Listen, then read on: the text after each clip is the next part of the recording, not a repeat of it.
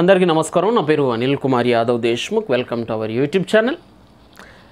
To be honest, నిజంగా ఈ రాజ్ తరుణ్ కానీ లావణ్య కేసు కానీ నిజంగా చాలా బోరింగ్గా ఉంది. అంటే ఒక మొగల్ రేకులో, లేకపోతే ఒక చంద్రముఖి సీరియలో, లేకపోతే ఒక తూర్పు పడమర సీరియలో, పడమట వెళ్ళే రైలు సీరియలో, మనసు మమత సీరియల్ మాదిరి అసలు పొడిగిస్తూ ఉన్నారు. అసలు నిజంగా చాలా ఇంట్రెస్ట్ తక్కువ నాకు. కాకపోతే మొన్న ఒక ఎపిసోడ్ చూసి దానికి రెస్పాండ్ అయినా ఎన్నో కొన్ని నాకు లూప్ హోల్స్ కనిపించినాయి కదా ఇందులో అని చెప్పి నేను రియాక్ట్ అయిన తప్పితే అదర్వైజ్ నాకు లెస్ ఇంట్రెస్ట్ అందులో. బట్ నిన్న నైటు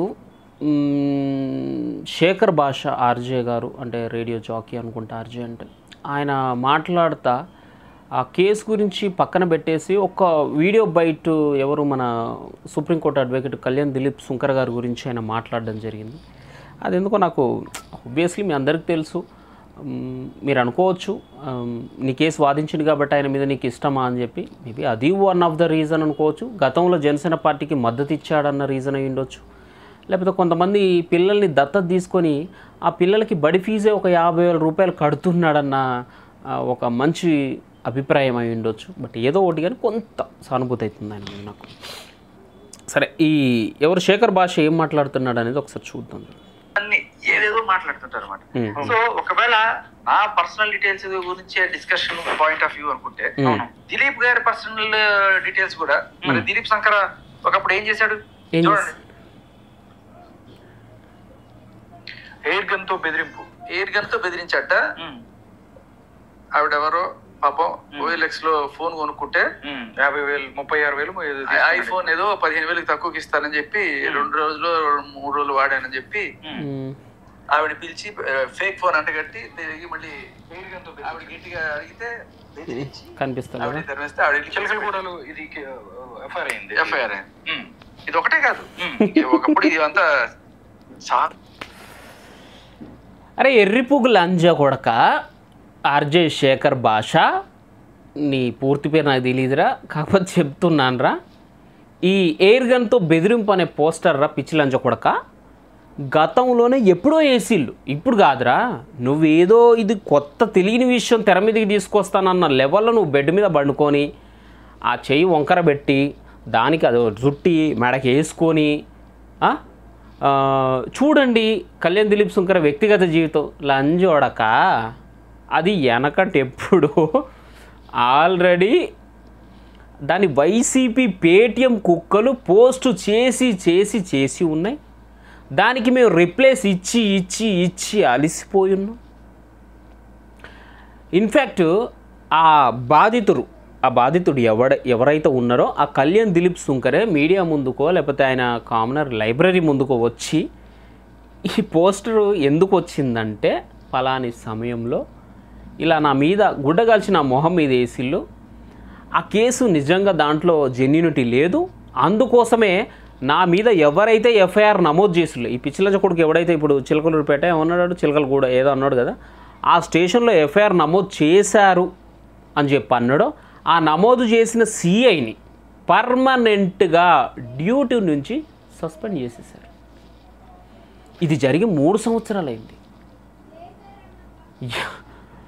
దొంగ కేసు పెట్టిల్లని చెప్పి కళ్యాణ్ దిలీప్ సుంకర్ ఆడి మీద ఫైట్ చేసి కేసులు పెడితే, బిఫోర్ ఆ సిఐ అనేటోడు ఎవరైతే సిఐ ఇతని మీద ఎఫ్ఐఆర్ అవ్వడానికి సహకరించిండో ఆ సిఐ మీద అంతకుముందు కొన్ని రేప్ కేసులు, అంతకుముందు అతను చేసిన అవినీతి చిట్టపట్టాలు, దాంతోపాటుగా ఈయన మీద ఈ ఎయిర్ గన్ అనే ఒక పోస్టర్, దీని మీద వీళ్ళు సుదీర్ఘంగా ప్రయత్నం చేయగా దాంట్లో వీళ్ళు విజయం సాధించి ఆ సిఐని పూర్తిగా విధుల్లోంచి తొలగించి పడదింగిళ్ళు.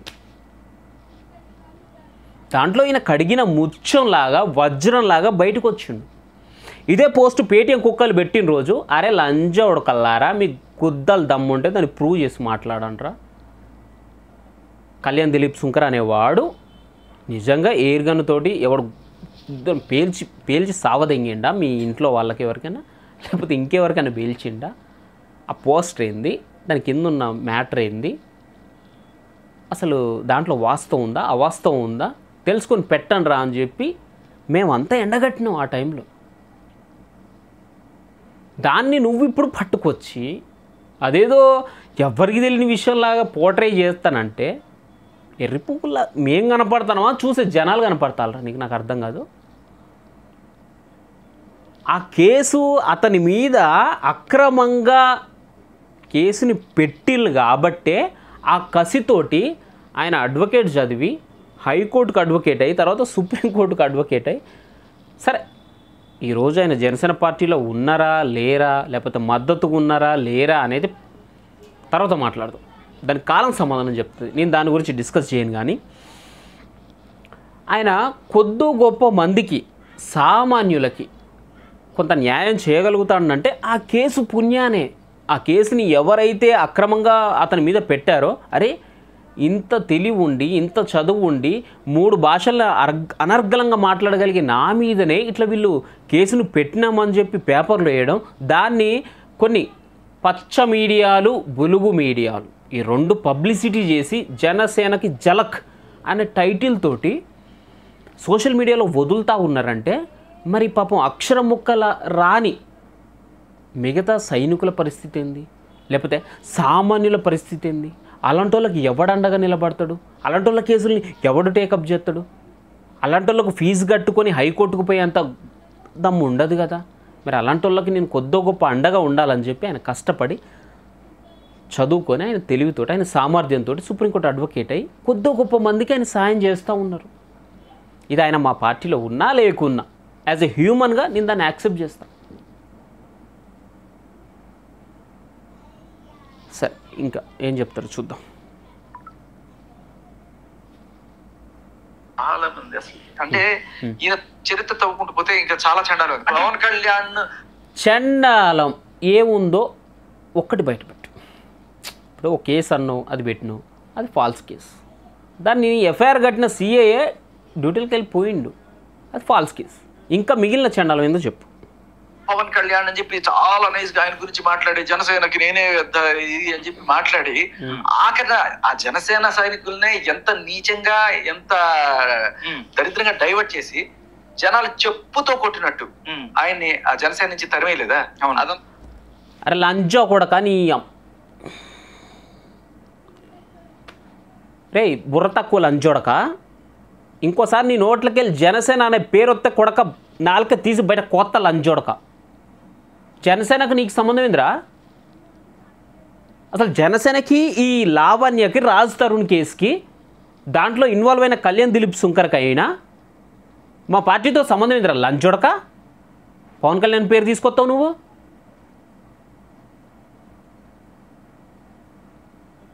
మా పార్టీలో మా కార్యకర్తలకి మాకు మధ్యలో 100 ఉంటాయి.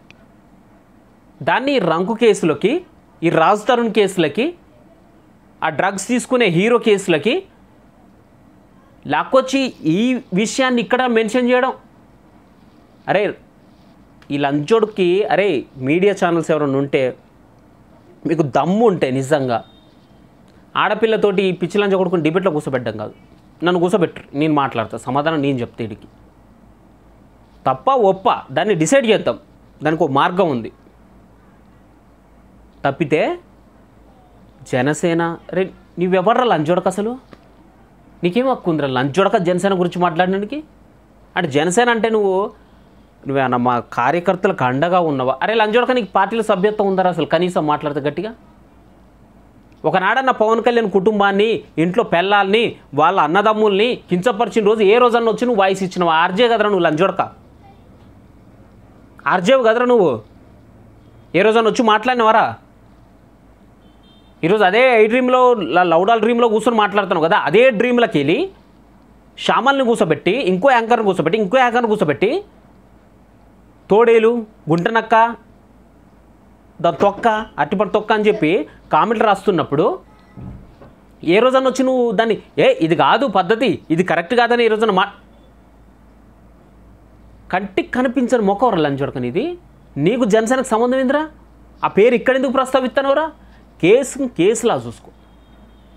లావణ్య తప్పు చేసిందా, రాజస్థాన్ తప్పు చేసిందా, కోర్టులు ఉన్నాయి, అడ్వకేట్లు ఉన్నారు, ఆడ తరపున ఉన్నారు, ఇటు దీని తరపున ఉన్నారు. ఎవరు గెలుస్తారు ఎవరు ఓడిపోతారు అనేది ధర్మాసనం చెప్తుంది. న్యాయస్థానం తీర్పుని వెల్లడిస్తుంది. అంతర్దాకా నీకు ఉత్సాహతలే లంజోడక. జనసేన పార్టీ అంటావు, ఏ రోజన్నా ఒక అరే నీకు మెంబర్షిప్ ఇలా అదంతా మనం చూడలేదు. పవన్ కళ్యాణ్ అందుకే పక్కన పెట్టారు అంజి కూడా ఇలాంటి దరిద్రపు కేసులన్నీ పెట్టుకున్న వాళ్ళు ఎవరు మాత్రం పక్కన పెట్టుకుని చేస్తారు? సో ఇట్లాంటి వాళ్ళు ఇలాంటి ఇది ఒకసారి ఇది చూడండి. ఇది అరే పక్కన పెట్టినారా పవన్ కళ్యాణ్? అరే అరే అరే అరే చక్కలు అంజోడక. పవన్ కళ్యాణ్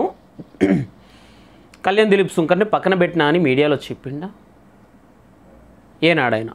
లేదా మెగా కుటుంబంలో నుంచి నాగబాబు గారు ఏ రోజైనా చెప్పారా? లేదా నాదెండ్ల మనోహర్ గారు ఏ రోజైనా చెప్పిల్లా?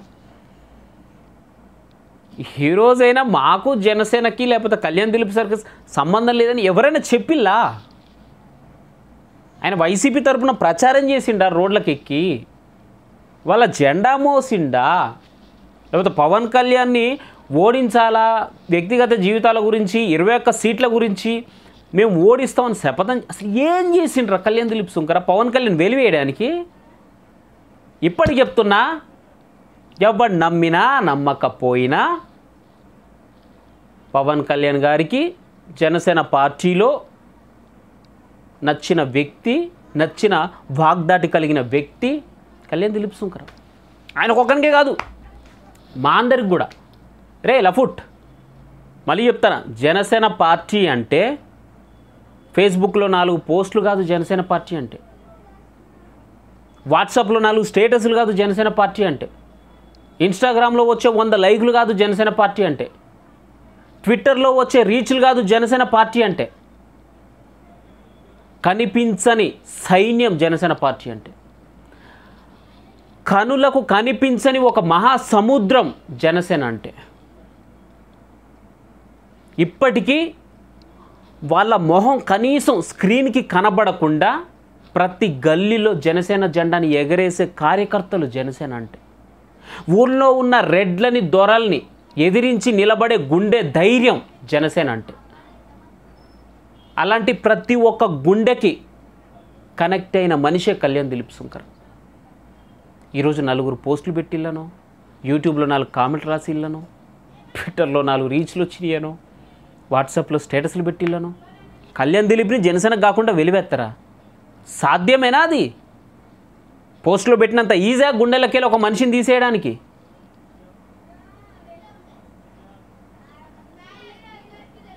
నాలుగు పోస్టులు పెట్టేటోళ్ళ జనసేన పార్టీ అంటే, 4 లైక్లు కొట్టేటోళ్ళ జనసేన పార్టీ అంటే, లేకపోతే ఇదేంది 4 కామెంట్లు రాసేటోళ్ళ జనసేన పార్టీ అంటే. కొన్ని కోట్ల మంది హృదయాల కలయిక జనసేన అంటే. ఆ కోట్ల మందికి చేరువైన మనిషే కళ్యాణ్ దిలీప్ సుంకర్. ఆ రాముడికి హనుమంతుడు ఎలాగో మా పవన్ కళ్యాణ్ గారికి కళ్యాణ్ దిలీప్ సుంకర్ అలాగే. అర్థమైందా? ఎవ్వరు వేరు చేయలేరు. 4 పోస్టులు పెడితే వేరవుతాడు ఆయన. ఎట్లా వేరవుతారా? పిచ్చిలని చూడక. నీ పని ఏంది? రాజు తరుణ్ని గూడుద్దామా? రాజు తరుణ్ దగ్గర పడుకో ఏమంటుందని ఆయనకి మద్దతు ఇద్దామా? ఈ అమ్మాయిని 4 రాధిక లేకపోతే శ్రీరెడ్డి, రోజారెడ్డి అని మాట్లాడదామా? శ్యామలతో కంపేర్ చేద్దామా? తద్వారా వచ్చే పబ్లిసిటీ తోటి నెక్స్ట్ ఏమన్నా ఫ్యూచర్ ప్లానింగ్ చేద్దామా అనేది నీ తాపత్రయం. దాని మీద ఉండు. పార్టీల గురించి, జెండాల గురించి, పవన్ కళ్యాణ్ గురించి మాట్లాడితే చెప్పుతో దెంగుతా లంచోడక లైవ్ డిబేట్ కూర్చోబెట్టరు. ఒక్కసారి నాకు అవకాశం ఇవ్వండి. ఈ వీడియో ఎవరైనా మీడియా ఛానల్స్ వాళ్ళు ఎవరైనా చూస్తే ఒక అవకాశం నాకు ఇవ్వండి. టు బీ హానెస్ట్ చెప్తున్నా, ఇది నా సొంత ఛానల్ కాబట్టి నేను ఇలా కొంచెం అక్కడక్కడ 18+ వర్డ్స్ వాడుండొచ్చు తప్పితే, నేను మీడియా ముందుకు వస్తే మాత్రం ఒక్క అన్పార్లమెంటరీ వర్డ్ కూడా యూజ్ చేయను.